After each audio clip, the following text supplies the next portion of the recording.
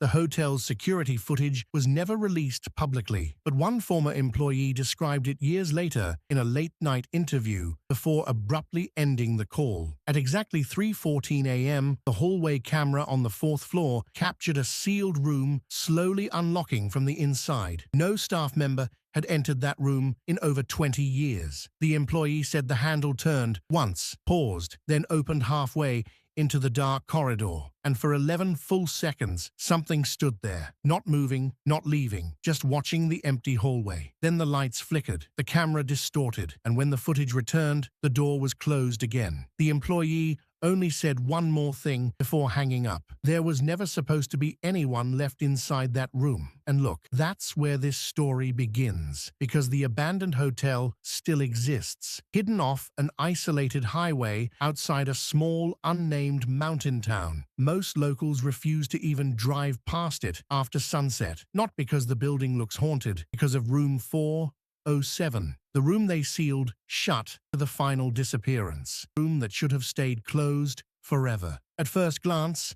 the hotel didn't seem unusual. Old, yes, neglected definitely, but not cursed. The building sat alone beside a forest road where fog rolled in unnaturally fast after dark. A documentary photographer named Ethan arrived there during winter while researching abandoned places related to unsolved disappearances. He had spent years chasing stories like this: empty hospitals, collapsed churches, deserted homes where entire families vanished without explanation. But something about this place felt different immediately. Here's the thing. Usually abandoned buildings feel dead. This hotel didn't. The parking lot was empty, yet Ethan kept feeling like someone was standing behind the second-floor windows, watching him arrive. When he stepped out of his car, he noticed the silence first. No birds, no traffic, no insects, just the distant sound of wind moving through broken gutters somewhere above him. Then he smelled it. Rotting mildew, mixed with something metallic underneath, like old blood trapped inside wet carpet. That should have been enough to leave, but Ethan walked inside anyway. Earlier that evening, Ethan had stopped at a nearly empty gas station, several miles from the hotel. An older cashier noticed the camera equipment in his back seat and casually asked where he was headed. When Ethan mentioned the hotel, the man's expression changed instantly. Not dramatic, not theatrical, just uncomfortable. "You staying there?" "No," Ethan laughed. "Just filming." The cashier stared at him for several seconds too long, then quietly said, "Don't go upstairs. People hear things in those halls. Knocking, crying, sometimes phones ringing from empty rooms." Ethan smiled politely. The cashier didn't. "They sealed one room years ago after a woman disappeared. Cops opened the room the next morning and found all her luggage still unpacked. Shoes by the bed, purse on the table, bathroom sink, running. What happened to her?" The cashier swallowed slowly. "That's the problem. Nobody knows." The cashier said several guests claimed the woman was still seen walking the fourth-floor hallway days after she vanished. Only, she looked wrong, like she didn't realize she was dead yet. Before Ethan left, the old man grabbed his wrist tightly. "If you hear breathing in the hallway," he whispered, "don't open your door." Inside the hotel lobby, dust covered almost every surface.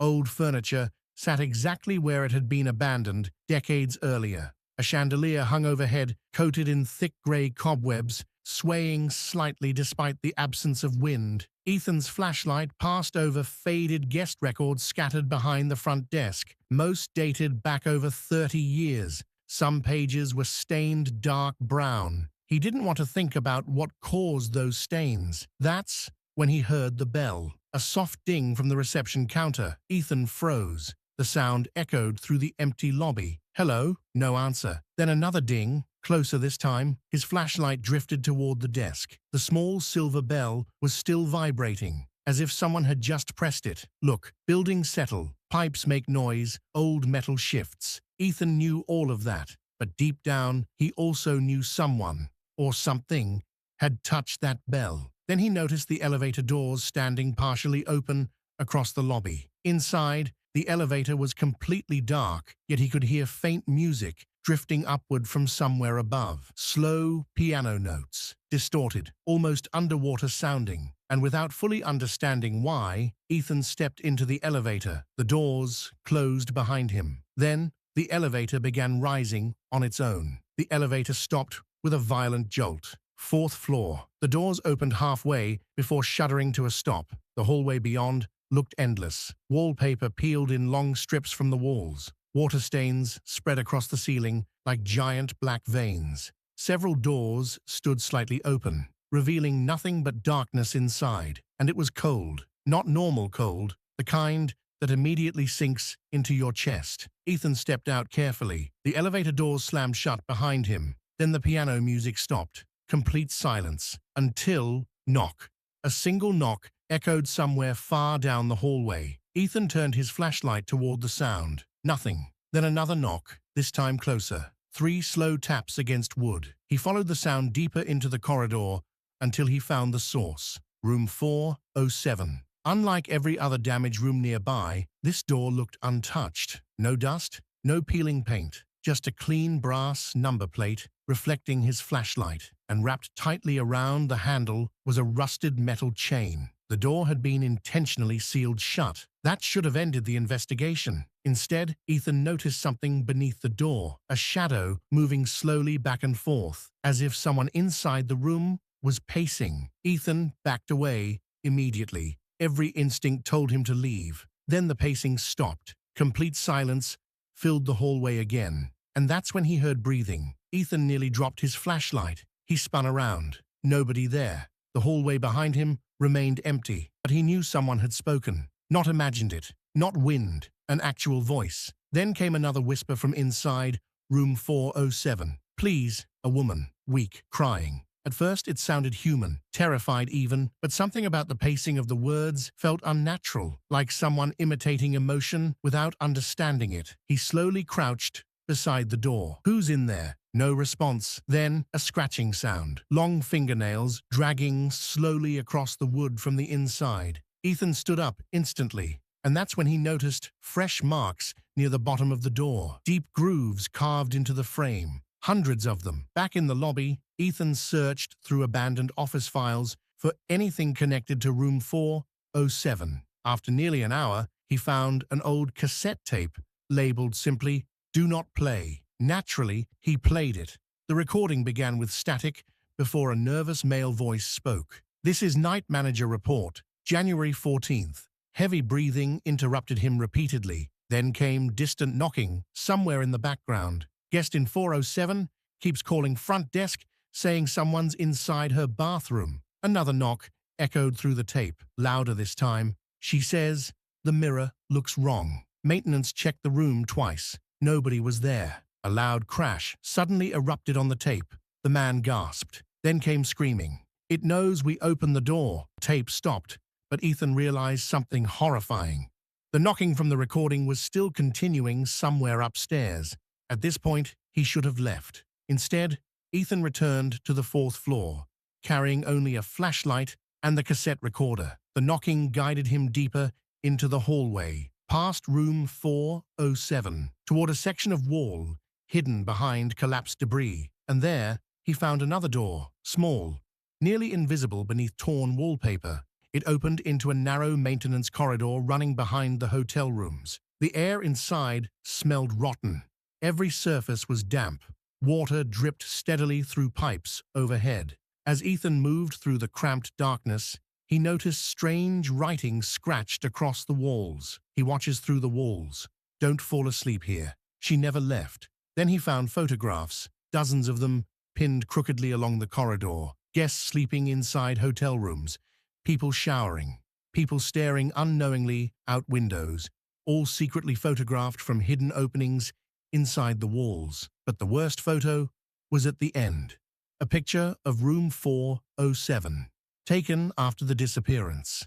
The room appeared empty except for one detail, a tall figure standing beside the bed, its face blurred unnaturally dark, and written beneath the photo in faded ink were 3 words: "It stays inside." The fourth-floor lights suddenly flickered. Then every hallway door slammed shut at once. Boom, boom, boom. The sound thundered through the hotel like gunshots. Ethan stumbled backward through the maintenance corridor as distant footsteps began echoing nearby. Slow footsteps, dragging slightly. Not human. He reached the hallway just in time to see room 407 standing open. The chain lay broken on the floor, and the darkness inside the room looked deeper than it should have been. Like the room itself, extended far beyond the walls of the building. Cold air poured outward, carrying the smell of mold and decay. Then Ethan heard it again, breathing. Multiple people breathing at once. From inside the room, his flashlight revealed old furniture covered in white sheets, peeling wallpaper, and dozens of handwritten messages covering every wall. Don't look at the mirror. It copies you. It wears your face. And in the center of the room stood a woman facing the bathroom doorway, perfectly still. Long dark hair hung over her face. "Hey," Ethan whispered carefully. The woman twitched slightly, then spoke without turning around. "You shouldn't be here." Her voice sounded layered, like several people speaking underneath her words. Ethan took one cautious step backward. That's when the bathroom light turned on by itself, and something inside the mirror moved. At first, Ethan thought the mirror reflected the woman incorrectly. Then he realized something much worse. The reflection was moving independently, but inside the mirror, her reflection slowly lifted its head and smiled. A massive, unnatural smile, stretching far beyond human limits. Ethan froze completely. The reflection began walking toward the mirror inside, not matching reality, approaching him directly. Then the actual woman finally turned around. Her face, God, it looked wrong. And behind her, more figures slowly emerged from the darkness of the room. Men, women, children, all silent, all staring at Ethan, like they had been waiting for him. The woman whispered softly, "It keeps the ones who look." Then every figure in the room opened their mouths at the same time and screamed. The hotel lights exploded. Darkness swallowed everything. Ethan woke up sometime later inside the maintenance corridor. His flashlight flickered weakly beside him. At first, he thought he escaped. Then he noticed the scratching sounds inside the walls, dozens of hands scraping slowly through the narrow spaces surrounding him. Whispering voices filled the darkness, some crying, some begging, some repeating his name. That's when Ethan discovered the truth. The hidden corridor wasn't built for maintenance. It was built for surveillance. Years earlier, the hotel owner had secretly watched guests through openings hidden behind mirrors. Guests started disappearing afterward. Some were found dead inside sealed rooms. Others were never found at all. And eventually, the owner vanished too. But locals believed the thing inside the mirror never left. It simply learned how to imitate people, how to speak like them, how to lure others closer. Ethan suddenly heard footsteps nearby again. Then his own voice whispered from somewhere ahead. "Help me." His blood turned cold because he hadn't spoken. The cassette recorder beside Ethan suddenly clicked on by itself. Static crackled loudly. Then came fresh audio. Not old audio, new, recorded moments earlier. Ethan heard himself breathing, walking, whispering. Then a second voice answered him, perfectly matching his voice. "Come inside." Ethan staggered backward in horror. The recorder continued playing. He heard himself screaming, begging, crying, then silence. And finally, a new voice, calm, emotionless. "We can leave now." The corridor lights abruptly turned on, and standing at the far end of the hallway was Ethan, or something wearing Ethan's face. Same clothes, same posture, but smiling too wide. The lights went out again, and the screaming began. 3 months later, police finally entered the abandoned hotel after Ethan was officially reported missing. Most of the building was empty. No signs of struggle, no body, no camera equipment, nothing, except room 407. The door was found chained shut again from the outside, exactly as before. Inside the room, investigators discovered hundreds of photographs scattered across the floor. Every single photo showed Ethan, sleeping, walking through hallways, standing beside mirrors. And in every image, someone stood behind him, watching. The final photograph was the worst. It showed Ethan staring directly into the bathroom mirror, but his reflection was missing. Investigators never publicly released that image. The hotel was scheduled for demolition shortly afterward, but workers refused to continue after repeated reports of voices coming from sealed rooms. One worker claimed he heard knocking beneath the walls, followed by someone whispering, "Don't leave me here." The hotel still stands today, abandoned, rotting, silent, but sometimes travelers passing the highway late at night report seeing a single light glowing from the fourth floor, room 407, and occasionally a man can be seen standing at the window, smiling far too wide, as if he's waiting for someone else to check in.